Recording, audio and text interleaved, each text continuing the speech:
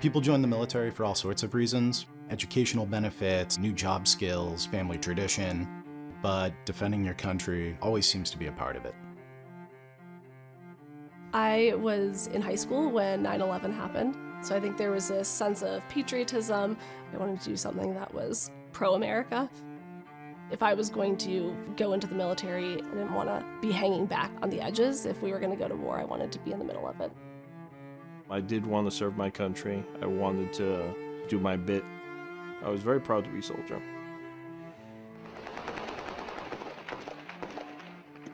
I used to say it was kind of like a dystopia. Up is down, down is up.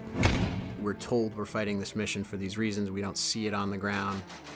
3/4 of the officers that I served with at my level were, at least by the end of our Iraq deployment, feeling wildly and profoundly hopeless regarding the mission. Life and blood was wasted. It feels like I'm repeating what a generation ago did in Vietnam. People look at the wars in Iraq and Afghanistan. If you ask any American on the street, was that a success or a failure? It'd be hard to find someone who says, yes, those are successful. This is a failure that now we're associated with. That's difficult to deal with. We should have done things differently. I wasn't in any rooms where the final decision was made, but I'm living with the results. And thousands are. Millions are.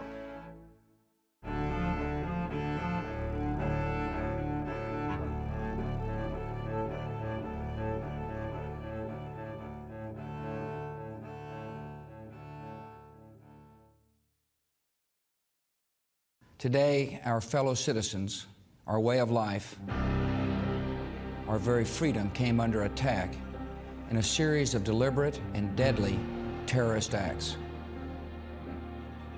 Thousands of lives were suddenly ended by evil, despicable acts of terror.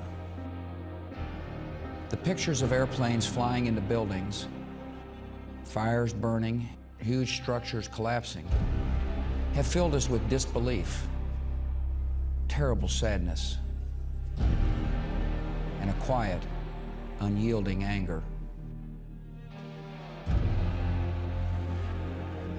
On my orders, the United States military has begun strikes against al-Qaeda terrorist training camps and military installations of the Taliban regime in Afghanistan.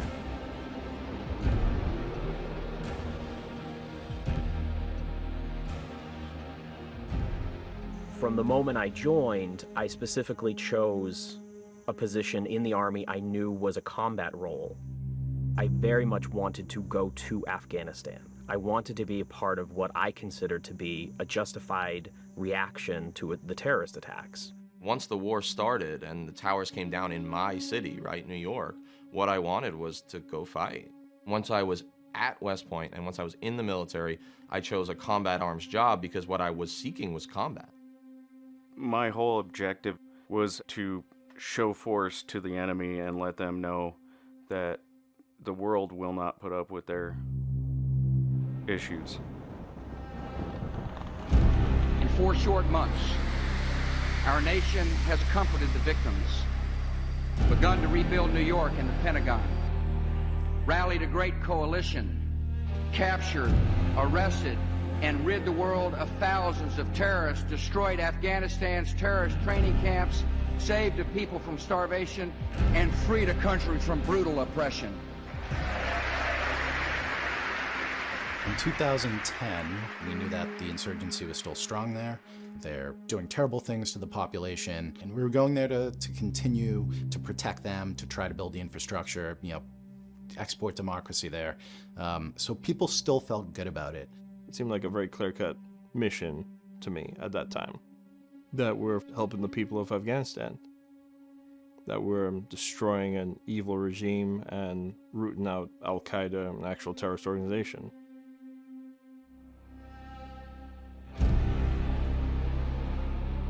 We know that Saddam Hussein is determined to keep his weapons of mass destruction. He's determined to make more.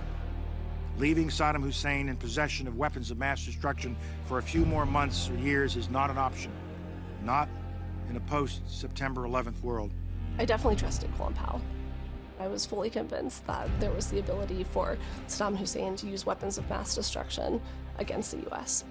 President Bush was our commencement speaker that year, and it was known as the Bush Doctrine. You know, we're going to go after the enemy. We're not going to wait for them to come to us, was a thing. And our security require all Americans to be forward-looking and resolute, to be ready for preemptive action when necessary to defend our liberty and to defend our lives. So we knew we were going to go after the enemy.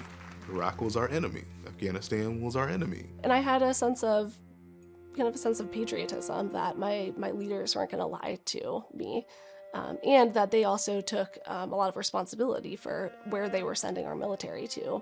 People die when they go to war. I had a sense that they would only go to war if it was absolutely necessary.